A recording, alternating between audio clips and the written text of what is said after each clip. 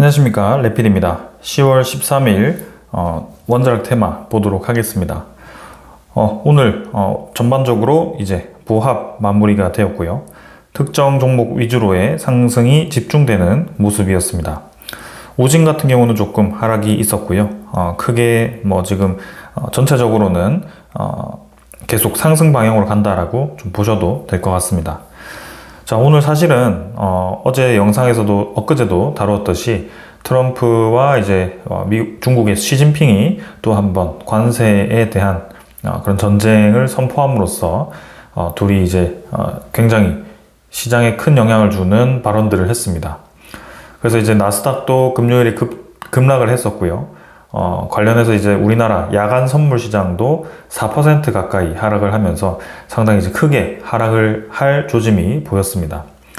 근데 이제 증시에 막상 들어가 보니 아침에는 좀 하락이 크게 진행이 되었지만 코스피는 0.72% 정도로 하락을 잘 이제 방어를 했고요. 코스닥도 일단은 보합까지 반등을 시키면서 진행이 되었습니다. 자, 그래서 수급적으로는 근데 외국인 투자자는 1조 가까이를 매도했고요. 기관 투자자는 5,200억을 매도하면서 1조 5천억을 매도를 했습니다. 그 다음에 외국인 투자자 코스닥에서도 900억 매도했고요. 기관 투자자는 큰 움직임은 없었습니다. 해외 시장도 마찬가지. 니케이는 일단 오늘 휴장이었고요. 장이 열리지 않았고 상해 종합은 반등을 하면서 진행이 되었고요. 지금 나스닥 선물도 좀 급등을 하면서 진행 중입니다. 한 2% 가까이 반등을 하고 있고요. 비트코인도 반등을 하면서 전반적으로 시장이 다시 반등을 하고 있습니다. 자, 그러한 이유가 있습니다. 이제 주말까지만 하더라도 상당히 이제 치열하게 또 2차전, 관세 2차전을 벌일 그런 모양새였지만 이제 또 트럼프가 한 발 물러섰습니다. 그래서 시진핑은 훌륭하다. 그래서 중국과의 그런 이 갈등을 이렇게 극대화시키고 싶지 않다라는 그런 제스처를 취했고요. 그래서 중국의 불황을 원하지 않고 미국은 중국을 돕고 싶다라고 얘기를 하면서 또 한번 이제 이달 말에 있는 에이펙 정상회의를 지금 이 빅딜의 재성사 가능성으로 또 불씨를 살렸습니다. 그래서 하루하루 이렇게 말이 바뀜으로써 시장에 굉장히 큰 영향을 주고요. 사실 트럼프 입장에서도 최근에 이제 국내 시장 상황이 계속 이제 그런 이 셧다운이 장기적으로 또 이어질 조짐이 보이고 있다 보니까 그런 부분들에 있어서 좀 부담감도 느꼈던 것 같습니다. 그리고 이제 이 중국과의 그런 협상에 앞서서 이제 서로에게 또 견제를 하는 견제구를 던지면서 이제 막상 이제 협상에 들어갔을 때는 서로의 이 이득을 최대한 챙길 수 있는 유리한 선점을 하기 위한 그런 약간 이 블러핑이라고 보셔도 될 것 같습니다. 그렇게 말씀드릴 수 있는 것이 결국에는 우리가 4월에 중국과의 관세 전쟁이 어떻게 결론이 나는지를 봤었고요. 그리고 이 1차 관세 전쟁 때도, 트럼프 1기 때도 사실 그러한 뉘앙스였습니다. 그러나 그때는 좀 장기적으로 이어지면서 계속 협상을 할 듯 말 듯한 그런 이 모습이 이어졌는데요. 이번에도 이 에이펙 정상회담에서 이제 협상이 극적으로 이루어질지 아니면 또 한 번의 시장을 흔들 수 있는 이제 신경전을 벌일지는 더 봐야 될 것 같습니다. 자, 그래서 일단은 시장은 다행히 급락 이후에 다시 좀 회복을 하는 분위기고요. 당분간 이제 저러한 이제 큰 이슈가 없다면 다시 한번 회복을 이어가면서 진행이 될 것 같습니다. 그래서 관건은 이제 10월 말로 이제 가고 있고요. 이제 10월 말에는 미국의 물가지표도 같이 발표가 됩니다. 그래서 그런 물가지표가 이제 미국의 금리 인하에 대한 영향이 어떠한지 이제 볼 수 있는 상황이 되고요. 그리고 트럼프의 관세가 사실 이제 이 전체적인 물가지표에는 반영이 되지 않는 것처럼 보이지만 사실 소비자 입장에서는 물가가 올라가고 있는 게 사실이거든요. 특정 물가들이. 그래서 그런 부분들이 이제는 어떻게 수치로 나타날지, 그리고 이달 말에 있을 이제 금리 정책이 이제 금리 인하로 갈지 동결로 갈지, 그리고 향후 이제 금리 인하에 대한 가능성이 얼마나 클지, 이런 부분들이 또 시장에 이 영향을 줄 것 같습니다. 10월 말이 이제 상당히 좀 중요해지는 분위기고요. 미국의 셧다운도 더 이상 이제 늘어나면 안 되겠죠. 그래서 그것도 마찬가지 계속 이렇게 신경전을 벌이다가 극적인 타결을 할 가능성이 큽니다. 그래서 10월 말을 기점으로 했을 때 모든 것이 이런 불확실성들이 싹 정리되면서 이제는 우리가 온전히 AI로 인한 그런 전력에 대한 수요, 반도체에 대한 수요, 이런 경제 성장을 할 수 있는 기회가 다시 한번 이 중점적으로 포커싱이 되었을 때 주식시장이 한번 크게 또 올라가지 않을까라는 기대감을 가지고 있습니다. 한 가지 이제 변수가 있다라고 한다면 일본의 이제 추가적인 금리 인상인데요. 10월 31일 정도에 아마 결정이 될 겁니다. 그래서 일본이 금리 인상을 갑자기 단행을 했을 때 그때 이전에 우리 7월달, 8월달 수준에서의 그런 일본의 엔캐리 트레이드 청산에 대한 우려감들이 여전히 남아있는 상황인데요. 그런 부분들을 조심해야 될 것 같고요.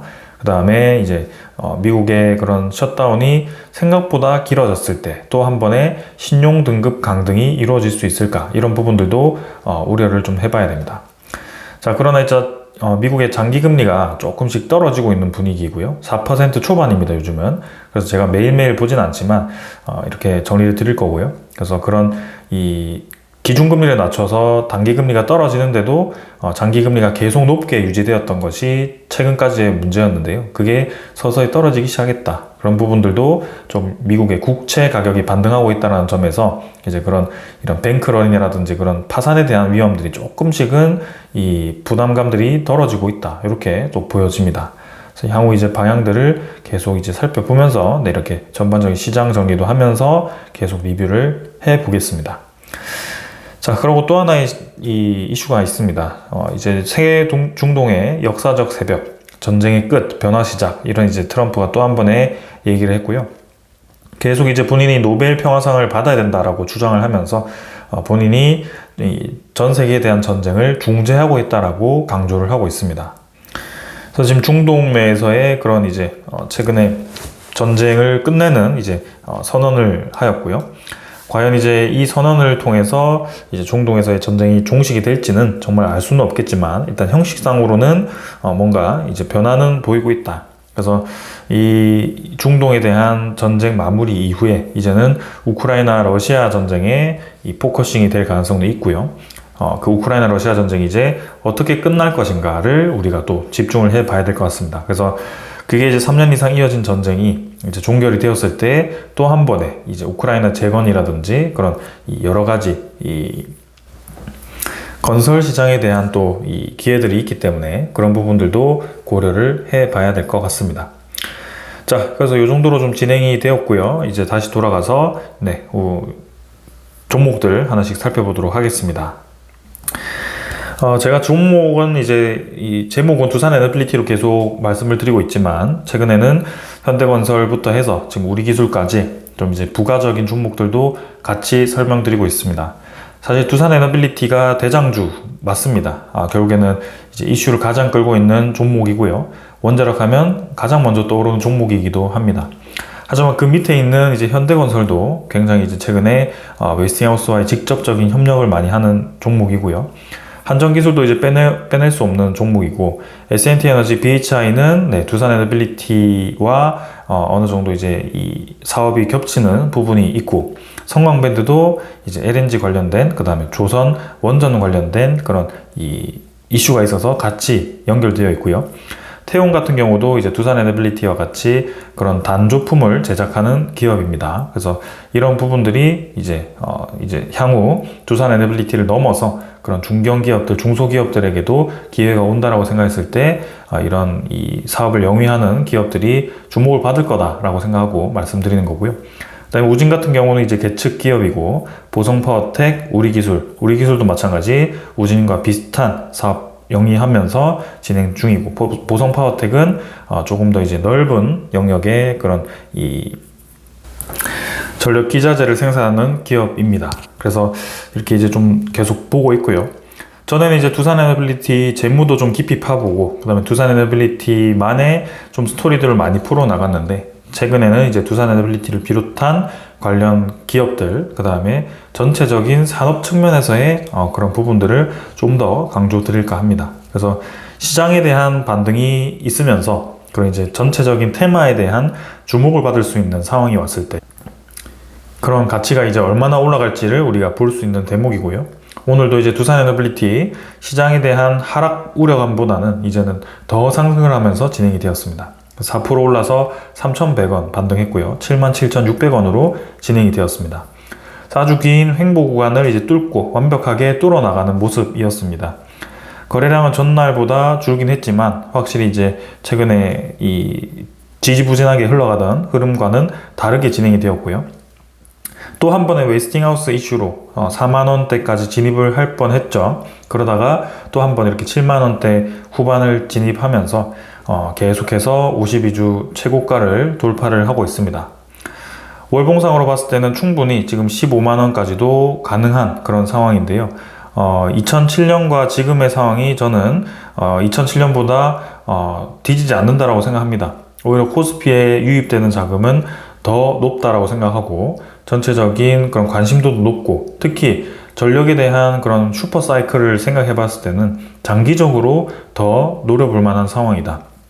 그래서 두산에너빌리티 일단은 시가총액이 상당히 높습니다. 지금 재무제표 보고 그런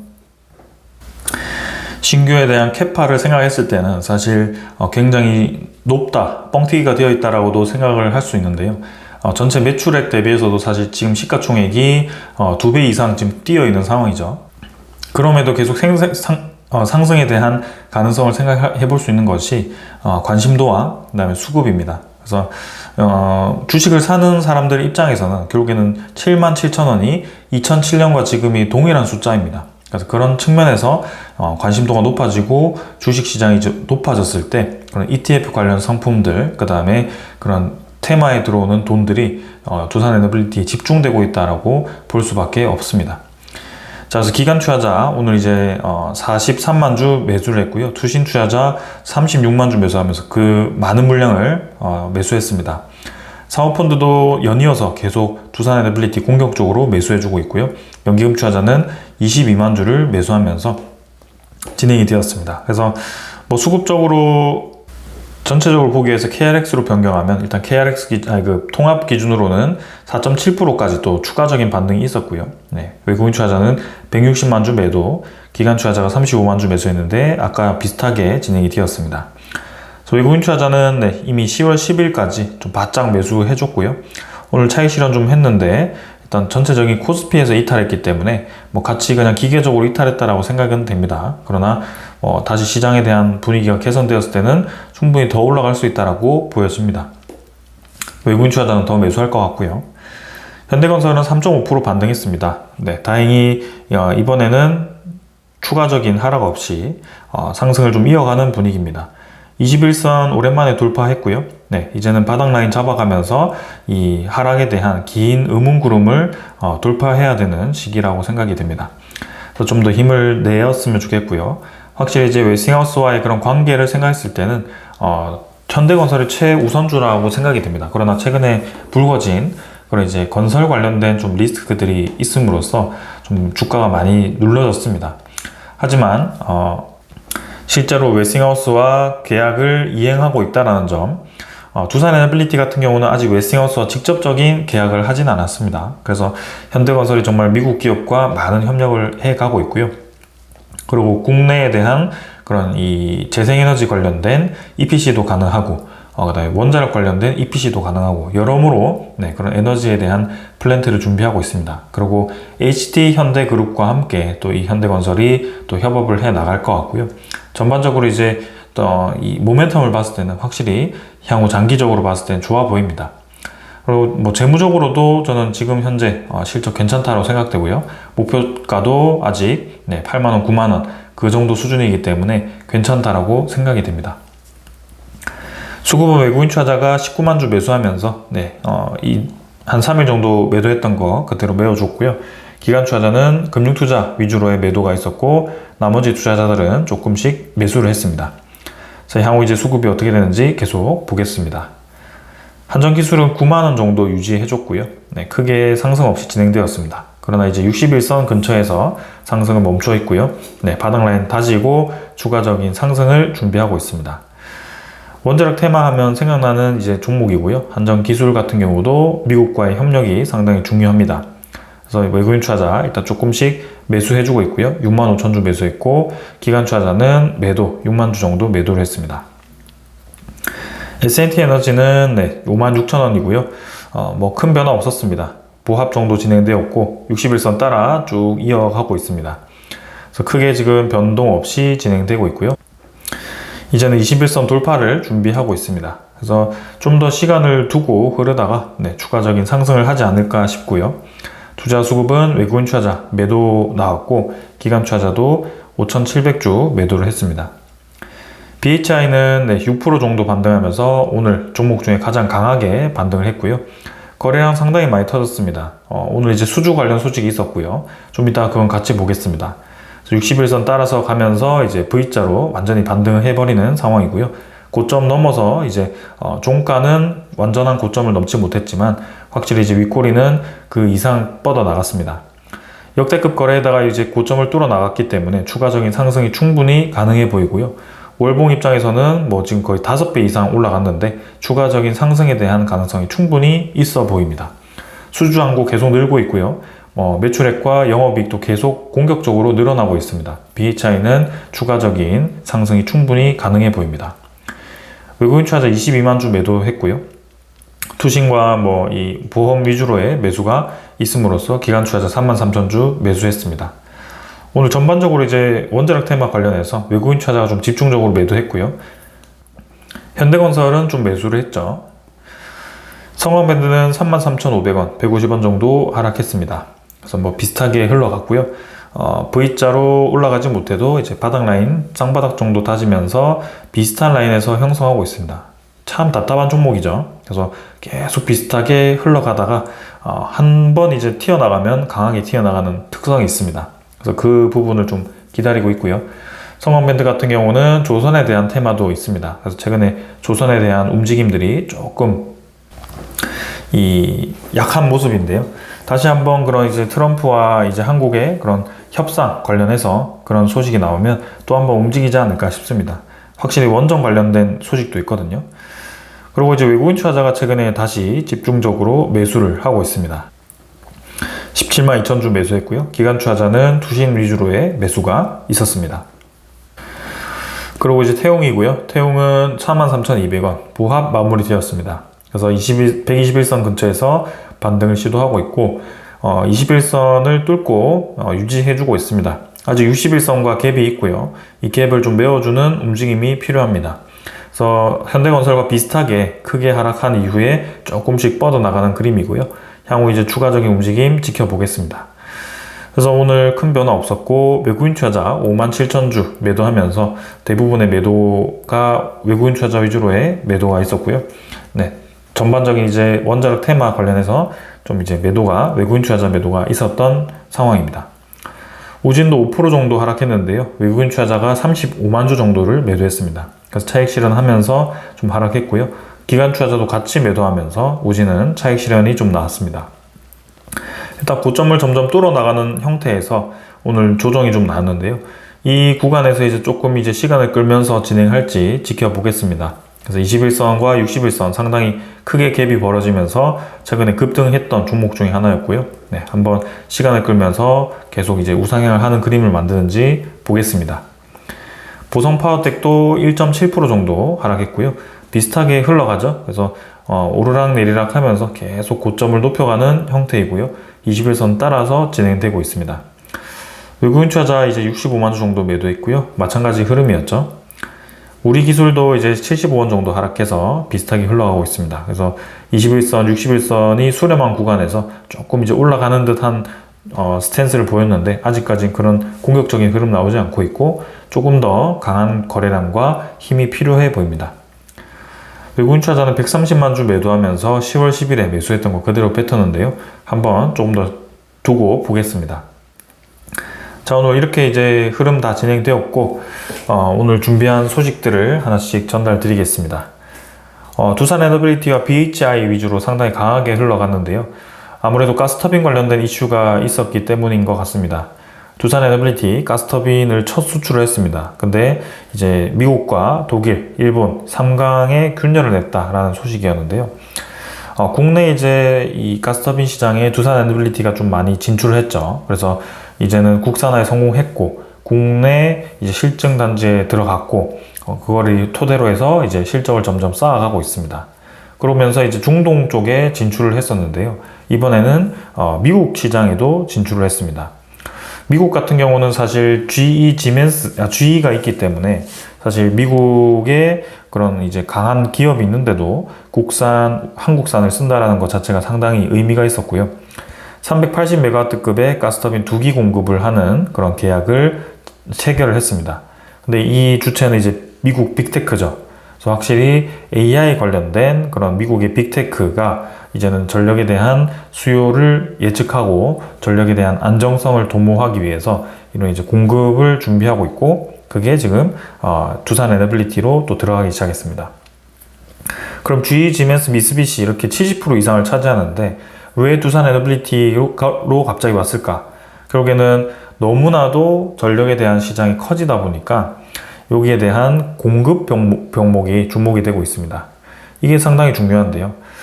원래는 이런 이 고부가 가치의 전력 시장에는 사실 이 진입 장벽이 굉장히 높습니다. 그래서 새로운 업체 거를 사용하기가 어려울 텐데요. 그럼에도 두산 에너빌리티를 사용할 수 있다는 것은 두산 에너빌리티가 사실 가스터빈 외에 다른 이 기자재에서도 이미 실적을 많이 쌓아왔고요. 그리고 이제 가스터빈에 대한 수요가 엄청나게 많은데 그런 미쓰비시, 지멘스, GE 이런 곳에서는 벌써 2, 3년치의 일감이 쌓여있기 때문에 신규로 발주를 냈을 때는 2, 3년 뒤에나 받을 수 있기 때문에 그런 부분들이 이제 부담이 되었던 것 같습니다. 그러면서 겸사겸사 두산 에너빌리티로 기회가 왔고요. 그런 부분들이 계속 이제 기회로 다가오게 될 겁니다. 자, 그래서 미국에 처음으로 이제 초대형 가스터빈에 진출을 하게 되고요. 380메가와트급 2기 정도면 한 이제 3, 4천억 정도 수준일 겁니다.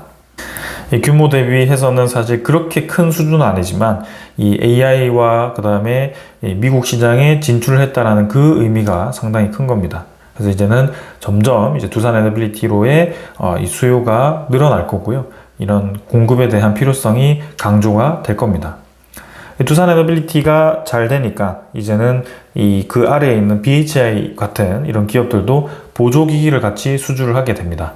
2,523억 규모의 LNG 발전 설비 계약을 하게 되고요. 네, 확실히 두산 에너빌리티와 BHI가 같이 묶여서 이 LNG 가스터빈 시장을 공격적으로 지금 점유해 나가는 모습입니다.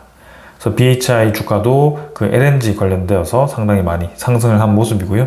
상당히 기대가 되는 상황입니다. 자, 그러면서 이제 삼성물산과 현대건설이 참여한 미국의 텍사스 에너지 캠퍼스에서도 천연가스 공급 확보를 준비하고 있고요. 페르미 아메리카가 지금 에너지 트랜스퍼와 천연가스 공급 계약 체결을 했다라고 합니다.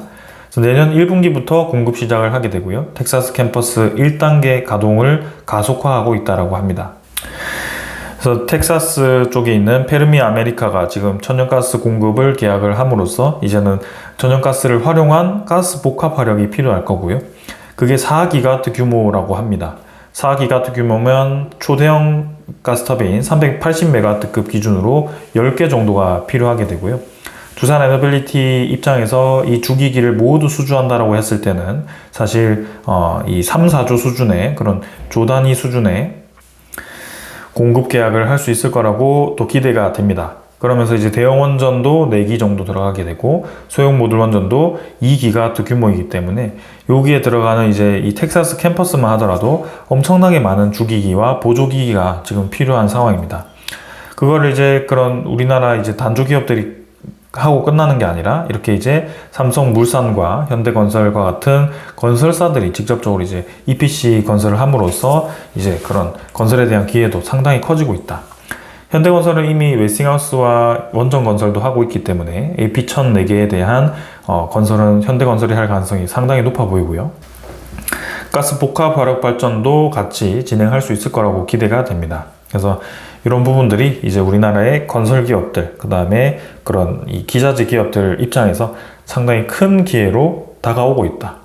이렇게 미국 시장 내에 그런 전력 시장의 기회를 잡은 것 자체가 이제는 미국과의 협력이 강화되고 있다라고 볼 수가 있는데요. 사실 우리가 준 게 있기 때문에 저렇게 얻는 게 있다라고 저는 생각이 됩니다. 단순히 그냥 한국 기업이 좋아서 이렇게 준다라고 보기에는 우리에게 꽤 큰 규모를 지금 할당해주고 있는데요. 그런 부분들이 이제는 이 어느 정도의 교환이 있었다, 이렇게 보시면 될 것 같습니다. 자, 그래서 계속해서 이 우리나라 내부에서는 아직까지도 매국 계약인이 많이 합의문을 공개하니 많이 이런 얘기를 하고 있습니다. 사실 제3자 입장에서는 전혀 지금 도움이 되지 않는 그런 내용들이고요. 누가 어떻게 계약했는지가 지금 중요한 때가 아닙니다. 결국에는 이 계약을 어떻게 돌파할지, 이 계약을 이제 가지고 우리가 이제 한 수 물러났으니 이제 한 수를 다시 앞서기 위한 어떠한 협력을 진행해야 될지, 이런 것들이 필요하고요. 사실 이런 부분들을 활용해서 우리나라 민간 기업들이 지금 미국의 시장에 진출할 수 있는 그런 기회가 저는 왔다라고 생각이 됩니다. 그래서 이번에 이 산업장관도 체코 원전에 대한 양면성이 불가피하다, 그래서 값어치 있는 협상을 했다라고 얘기를 하고 있는데요. 일부 우리가 손해를 봤지만 결국에는 기업들 입장에서, 기업들의 시장 진출 입장에서는 그래도 우리에게 기회가 왔다라고 산업장관도 보고 있는 겁니다. 그래서 그런 부분들이 우리가 집중해서 봐야 되는 상황이다. 자, 그러면서 이런 대형 기업들에게 기회가 오다 보니까 이제 우리나라의 옛날에 이 성장이 강했던 중견기업들도 다시 한번 힘을 받고 있습니다. 그래서 태움 같은 경우는 복합 발전용의 가스터빈, 압축기용 대형 단조 부품 국산화 개발 추진을 9월 달부터 이미 진행을 하고 있었고요. 그래서 우리나라 이제 BHI, 두산 에너빌리티가 저렇게 가스터빈에 대한 시장을 넓혀가는 도중에 다른 이제 중견기업들도 이렇게 국산화를 추진하고 있습니다. 그래서 50톤급 대형 가스터빈 압축기 소재 단조 부품 개발을 준비하고 있고요. 그 다음에 이 준정형 그런 가스터빈 압축기 단조 부품 개발을 또 준비를 하고 있습니다. 그래서 태움 같은 경우도 우리가 같이 주목을 해야 되는 기업이고요. 실제로 이제 미쓰비시 중공업 컴프레셔와 함께 가스터빈 관련된 그런 이제 공급 계약, 을 한 적이 있습니다. 그래서 꾸준히 그 거래를 해왔고요. 이번 계약을 통해서 가스터빈용 컴프레셔 부품 공급을 지속적으로 확대해 나간다라고 얘기가 나올 만큼 이제 이 태움 같은 경우도 우리가 주목해야 되는 기업이다. 그래서 이미 2007년 때 우리가 단조에 대한 그런 엄청난 성장, 조선에 대한 성장, 그런 부분들, 건설에 대한 성장과 함께 커왔던 기업이고요. 그때는 시가총액 3위 정도에 위치했던 기업이었는데 최근에 많이 떨어졌죠. 근데 그때의 영업이익이 1000억 정도 했던 기업입니다. 근데 다시 한번 이런 빅 사이클이 왔을 때에 대한 충분히 저력이 있는 기업이라고 생각되고요. 그때는 없었지만 생겨난 이제 BHI의 저력, 이런 것들이 또 같이 모멘텀이 있을 거라고 생각됩니다. 그래서 우리나라의 단조 기업들을 우리가 주목을 해 봐야 될 것 같다. 그러면서 이제 국내 원전 시장 말고도 이런 해외, 해상풍력 시장이죠. 해상풍력 시장에서도 이제는 중국산 부품에 대한 그런 것들을 우리가 지향하고 국산화를 써야 된다라고 강조되고 있습니다. 그래서 그런 부분들을 이제 하나씩 발견하고, 이제 몰래 쓰는 것도 이제 막고, 이렇게 국산에 대한 부품들을 키워 나간다라고 하니 이런 관련된 부품을 생산하는 두산 에너빌리티, 태움 이런 부분들이 또 계속 강조가 될 겁니다. 전반적으로 저는 흐름 괜찮다라고 생각되고요. 계속 지켜볼만 하다. 그리고 R200 원조였던 영국의 NGO조차도 이제 CFE 확대를 해야 된다라고 얘기를 하고 있습니다. 그래서 에너지 믹스에 대한 중요성이 커지고 있고, 이 AI가 등장함으로 인해서 필연적으로 에너지 믹스, 결국에는 원전에 대한 수요가 높아지고 있다라고 보시면 될 것 같습니다. 이제는 LNG와 원전이 같이 높아지고 있는데요. 원전 같은 경우는 실제로 건설 기간이 상대적으로 다른 에너지보다 많이 깁니다. 근데 LNG 같은 경우는 이 기간이 조금 짧고요. 탄소를 좀 발생시키긴 하지만 충분히 이제 추가적인 개발을 통해서 수소 가스터빈으로 전환이 가능하고, 그 다음에 이 원전에 대한 이 공백을 조금 메워줄 수 있는 이 상황이다. 그러면서 LNG와 원전에 대한 필요성이 높아지고 있는 것이 AI 때문이고, 실제로 미국의 빅테크 기업들도 그것을 중점적으로 해서 계속 전력에 대한 확보를 해 나가고 있다. 그래서 오늘 두산 에너빌리티의 저런 이 AI 관련된 가스터빈 수주도 미국의 빅테크발 수주였고요. 우리나라의 이 오픈 AI 비롯해서 그런 이제 AI 전문 기업들이 AI 단지 데이터 센터를 만들다고 했을 때 최적지로 선정된 게 포항이었죠. 그래서 그 부분이 에너지도 고려되었다라고 보시면 될 것 같습니다. 그래서 우리나라도 계속해서 이런 정쟁으로 활용되는 이런 부분들을 서로의 이득을 위해서 계속 이렇게 싸우는 게 아니라 이제는 정말 현실적인 이 현재 상황을 우리가 봐야 되고, 뭐 그분들도 그걸 알겠지만 이렇게 치킨 게임을 하는 거겠죠. 그래서 조금 더 생산적인 그런 논의를 해가는 게 맞지 않겠나라는 생각을 계속 하게 됩니다. 자, 그래서 이제 3,500불에 대한 투자 방식이 지금 미국이 또 새로운 안을 제시했다고 하는데요. 우리에게 가장 중요한 건 이거죠. 지금 3,500불이 어떻게 투자될지, 그리고 계속 현금으로 달라고 하는데 그것을 통해서 우리가 또 외환 위기가 오는 건 아닌지, 혹은 그것을 이제 투자했을 때 수익금을 또 미국이 다 가져가는 건 아닌지, 그런 이제 우려감들이 좀 있습니다. 그러나 그 우려감 이외에는 오히려 우리가 우리 기업들이 많은 기회를 얻을 수 있는 그런 아주 큰 기회가 왔기 때문에 그런 부분들도 같이 생각을 해봐야 될 것 같습니다. 자, 그래서 이렇게 이제 새로운 안을 제시했다라고 하니 어떻게 또 흘러갈지 우리가 봐야 되고요.